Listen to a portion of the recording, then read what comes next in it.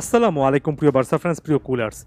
জানি আমি একেবারে ক্লিয়ারলি জানি যে একটা ম্যাচের পারফরম্যান্সে আপনি সকল কিছুতে একেবারে হতাশ হয়ে পড়তে পারেন না এবং আপনি যখন বার্সা ফ্যান আপনার সব মিলিয়ে কনফিডেন্সটাই এই মুহূর্তে একমাত্র শক্তি এবং হানসি ফ্লিককে সময় দেওয়ার একটা ব্যাপার রয়েছে। তাই আমি এখানে যে সকল কথাবার্তা বলছি, যে ফ্রাস্ট্রেশনের কথাগুলো বলছি, সেটার কোনো অংশে বিশ্বাস করুন হানসি ফ্লিকের প্রসঙ্গটা টেনে আনছি না। আমার কাছে মনে হয় বার্সা অনেক দিন পরে ট্যাকটিক্যালি ব্রিলিয়ান্স আছে এমন যথেষ্ট উঁচু মানের একজন কোচ, রীতিমতো সেরাদের সেরা এমন টাইপের একজন কোচ পেয়েছে এবং হানসি ফ্লিককে যথেষ্ট সময় দেওয়া উচিত সত্যি অর্থে বার্সাকে চ্যাম্পিয়ন্স লিগের মতো টাফ কম্পিটিশনের রাইট ট্র্যাকে ফেরাতে। তারপরও আমার কাছে হতাশার জায়গা আছে, কারণ আমার কাছে মনে হয় ওভারঅল এটা যদি একটা ফুটবল সিস্টেম হয়, একজন ফুটবল কোচ কিংবা আমরা তাকে ম্যানেজার বলে থাকি, তার যে ম্যানেজেরিয়াল রেসপন্সিবিলিটি থাকে সেটা কিছু না কিছু জায়গা থেকে লিমিটেড হয়ে পড়ে যখন ওভারঅল প্রজেক্টটা ঠিক থাকে না, যখন ওভারঅল একটা স্কোয়াডে প্লেয়ারদের মধ্যে দায়িত্ব জ্ঞানহীনতা থাকে এবং কিছু কিছু জায়গা থেকে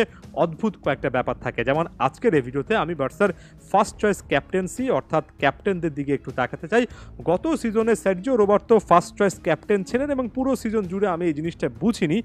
যে রাইট ব্যাক, অবশ্যই তিনি বার্সাকে অনেক সার্ভিস দিয়েছেন, তাকে সম্মান করি, তবে যে রাইট ব্যাক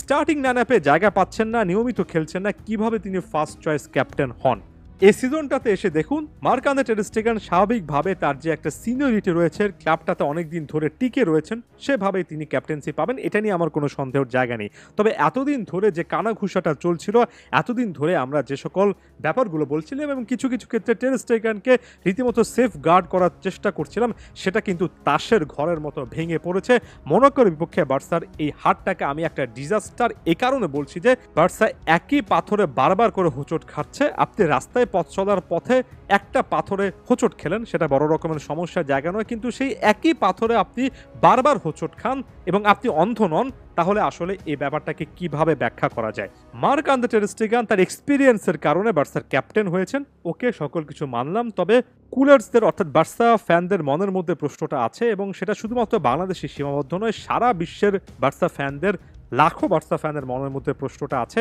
মার্ক-আন্দ্রে টের স্টেগেন কি আসলে এতদিন একেবারে আনচ্যালেঞ্জড ভাবে স্কোয়াডে তাকে চ্যালেঞ্জ জানানোর মতো কোনো গোলকিপার নেই, এমন সিচুয়েশনে বার্সাতে টিকে থাকার জন্য যথেষ্ট যোগ্য কিনা, তার আসলে চ্যাম্পিয়ন্স লিগের পারফরমেন্সগুলোকে আরও ক্রিটিসাইজ করা উচিত কিনা, আরও জাজ করা উচিত কিনা এবং সেটার প্রেক্ষিতে মার্ক-আন্দ্রে টের স্টেগেনের বার্সা ক্যারিয়ারটা আরও আগে শেষ হওয়া উচিত ছিল কিনা। জানি অনেকের কাছে কথাগুলো অনেক বেশি করে কঠিন বলে মনে হচ্ছে। মার্ক-আন্দ্রে টের স্টেগেন গত ম্যাচটাতেও কিন্তু কয়েকটা দুর্দান্ত সেভ করেছেন এবং এটা আসলে ফ্রাস্ট্রেশনটা কমায় না, বরঞ্চ বাড়ায়, কারণ একটা ম্যাচে আপনি যখন দুর্দান্ত 3-4টা সেভ করেন কিন্তু একটা হাস্যকর ভুল করে বসেন, যেটা তিনি এরিক গার্সিয়াকে ওই সময়টাতে পাস দিয়ে করেছেন। অন্তত আরও দুটো পাসিং অপশন তার ডানে বামে ছিল, সেখানে না গিয়ে তিনি যে চাপের মুখে ভুলটা করেছেন, সেটাই বরঞ্চ আমাদেরকে অনেক বেশি করে হতাশ করে, কারণ এটা একটা ক্লিয়ার মেসেজ বার্সা ফ্যানদের মনের মধ্যে ঢুকিয়ে দেয় যে চাপের মুহূর্তে বার্সা প্লেয়াররা ভয় পেয়ে যাবেন এবং ভয় কুকড়ে উঠবেন এবং সেখান থেকে তারা নিজেদের ওই ভয়টা, ওই ফিয়ারটাকে আসলে হ্যান্ডেল করতে পারবেন না,